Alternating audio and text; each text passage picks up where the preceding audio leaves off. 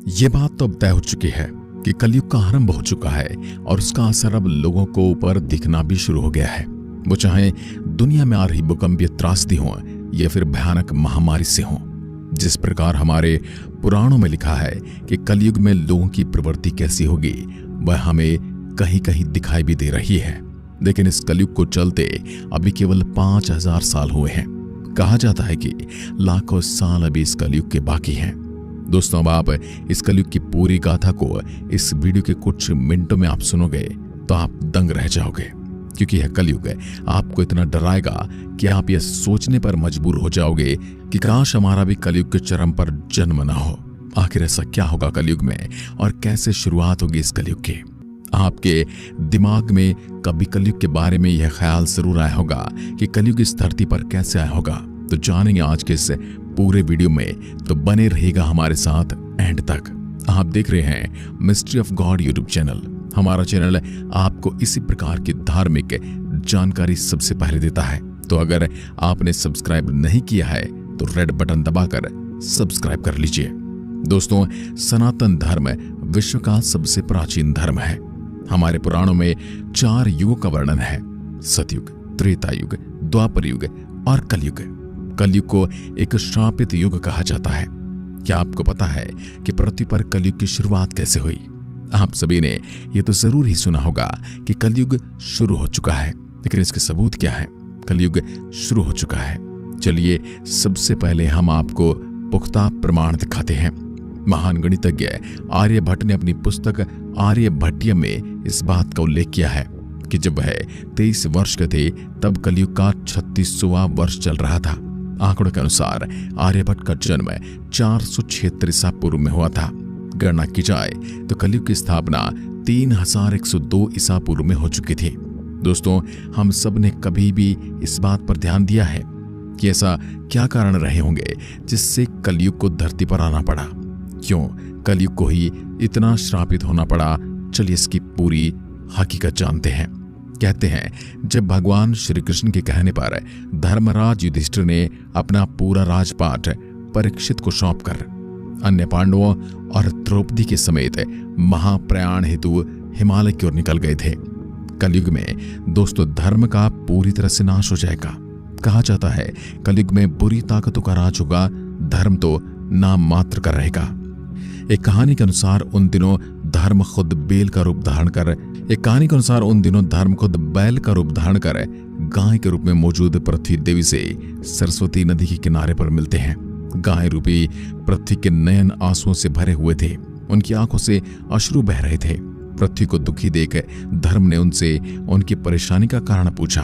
धर्म ने कहा, देवी, तुम ये देख कर तो नहीं रो रही हो कि मेरा बस एक पैर है, या तुम इस बात से दुखी हो कि अब तुम्हारे ऊपर बुरी ताकतों का शासन होगा? इस सवाल पर पृथ्वी देवी बोली, धर्म, तुम तो सब कुछ जानते हो, ऐसे में तुम जले पर नमक लगाने का काम क्यों कर रहे हो? भगवान श्री कृष्ण के अपने धाम चले जाने के बाद पापी कलयुग ने मेरे ऊपर कब्जा कर लिया है। भगवान श्री कृष्ण के जाने के बाद यहाँ से सत्य, पवित्रता, क्षमा, दया, संतोष, त्याग, ज्ञान, वैराग्य, शौर्य, तेज, कांति, कौशल, कोमलता, धैर्य, अहंकारहीनता सब गुण चले गए हैं। स्वामी भगवान श्री कृष्ण के वैकुंठ धाम जाने के वजह से कलयुग ने मुझे जकड़ लिया है। यूं कहें कि उसने मुझ पर कब्जा कर लिया है। पहले भगवान कृष्ण के चरण मुझ पर पड़ते थे तो इसकी वजह से मैं खुद को सौभाग्यशाली मानती थी, मैं धन्य धन्य हो जाती थी, परंतु अब ऐसा नहीं है।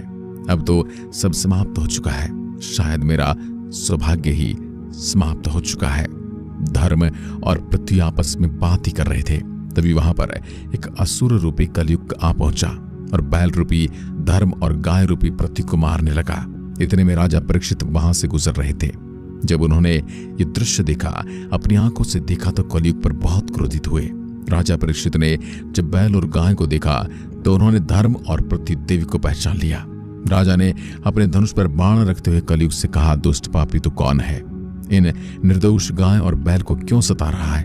तू महान अपराधी है, तेरा अपराध क्षमा योग्य नहीं। आज तेरा वध मेरे हाथों से निश्चित है। इतना सुनकर कलयुग भी भयभीत हो गया और अपने असली रूप में आकर परीक्षित के सामने गिड़गिड़ाने लगा और उनसे क्षमा याचना करने लगा।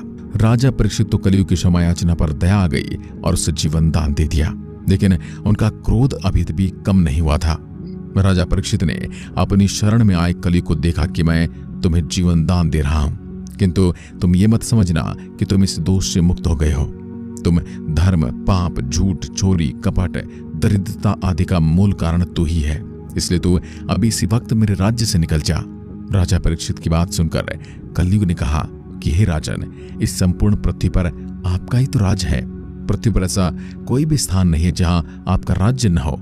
ऐसे में मैं जाऊं तो जाऊं कहां? मुझे तो कोई स्थान प्रदान करो। कलयुग की इन बातों को सुनकर राजा परीक्षित ने कहा, झूठ, धूत, मद्यपान, परस्त्रीगमन और हिंसा, इन 4 स्थानों में असत्य, मद, काम और क्रोध का निवास होता है, तो इन 4 स्थानों में रह सकता है। परंतु इस पर कलयुग बोला, हे राजन, ये 4 स्थान मेरे रहने के लिए अपर्याप्त हैं, अन्य जगह भी प्रदान कीजिए मुझे। इस जगह पर राजा परीक्षित ने उसे स्वर्ण के रूप में 5वां स्थान प्रदान किया। स्वर्ण रूपी स्थान मिलते ही कलयुग ने राजा परीक्षित के सोने के मुकुट में वास कर लिया। कलयुग इन स्थानों के मिल जाने से प्रत्यक्ष तो वहां से चला गया, किंतु कुछ दूर जाने के बाद अदृश्य रूप में वापस आकर राजा परीक्षित के स्वर्ण मुकुट में निवास करने लगा। इसके बाद राजा परीक्षित ने बैल के स्वरूप में, धर्म और गाय के स्वरूप में पृथ्वी देवी को कहा, हे वृषभ, आप धर्म के मर्म को भली भांति जानते हैं, इसलिए आप किसी के विषय में गलत न कहते हुए अपने ऊपर अत्याचार करने वाले का नाम भी नहीं बता रहे हैं। हे धर्म, सतयुग में आपका तप, पवित्रता, दया और सत्य 4 चरण थे। त्रेता में 3 चरण रह गए, द्वापर में 2 ही रह गए और अब इस दुष्ट कलयुग के कारण आपका केवल 1 ही चरण रह गया है। पृथ्वी देवी भी इसी बात से दुखी है। ब्रह्म पुराण, विष्णु पुराण और भविष्य पुराण की भविष्यवाणियों से लेकर गरुड़ पुराण में कर्म और उनके परिणाम तक बहुत कुछ हमारे सामने लाया जा चुका है, लेकिन ये भविष्यवाणियां सुनकर शायद आप बिल्कुल चौंक जाएं। बताया जाता है कि कलयुग सबसे आखिरी युग है, इसलिए हमें अपने सभी कर्मों का फल इसी युग में भुगतना पड़ेगा। जब कलयुग की समाप्ति होगी तो निश्चित रूप से चौंकाने वाली चीजें धरती पर घटित हो रही होंगी। बेमौसम बारिश, आंधी तूफान, जल संकट, ये सब संकेत होते हैं। चारों तरफ ऐसा माहौल बन जाएगा जिसके बारे में हम सोच भी नहीं सकते। जैसे जैसे कलयुग अंत की ओर बढ़ेगा, मनुष्य का जीवन काल घटकर मात्र 12 साल तक रह जाएगा और शरीर 4 इंच तक सिकुड़ जाएगा। शासक जनता पर मनमाने ढंग से शासन करेंगे, मन चाहे ढंग से उन पर कर थोपेंगे। शासक अपने राज्य में अध्यात्म की जगह भय का प्रसार करेंगे। वह स्वयं एक बहुत बड़ा खतरा बन जाएंगे। बड़ी संख्या में पलायन शुरू हो जाएगा। लोग सस्ते खाद्य पदार्थ और सुविधाओं की तलाश में अपने घरों को छोड़कर जाने के लिए मजबूर होंगे। धर्म को नजरअंदाज कर दिया जाएगा और लालच, सत्ता, पैसा सभी के मस्तिष्क में प्रबल रूप से विद्यमान रहेगा। लोग बिना किसी पश्चाताप के अपराधी बनकर लोगों की हत्या करेंगे। संभोग जिंदगी की सबसे बड़ी जरूरत बन जाएगी। लोग बड़ी आसानी से कस्में खाएंगे और उसे तोड़ देंगे। वचनों का कोई अर्थ नहीं रह जाएगा। लोग मदिरा और अन्य नशीले पदार्थों की चपेट में आ जाएंगे। गुरुओं का सम्मान करने की परंपरा समाप्त हो जाएगी। ब्राह्मण ज्ञानी नहीं रहेंगे। शत्रु का साहस खो जाएगा और वैश्य अपने व्यवसाय में ईमानदार नहीं रहेंगे। पाप अपने चरम पर होगा। वैदिक शास्त्रों के अधिकांश व्याख्याकार जैसे भक्ति सिद्धांत सरस्वती गोस्वामी और उनके शिष्य भक्ति वेदांत स्वामी प्रभुपाद का मानना है कि पृथ्वी वर्तमान में कलयुग में है और यह इस काल में 4,32,000 वर्षों तक रहती है। कलयुग को कुछ लेखकों द्वारा 6,480 वर्षों का बताया जाता है।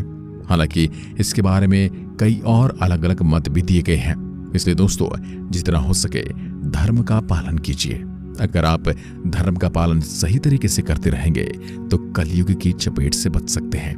वैसे कलयुग में इस बढ़ते घोर पाप को लेकर आपकी क्या राय है? अपनी राय कमेंट में जरूर बताएं। वीडियो पसंद आई हो तो लाइक कीजिए और चैनल को सब्सक्राइब करना बिल्कुल ना भूलें। धन्यवाद।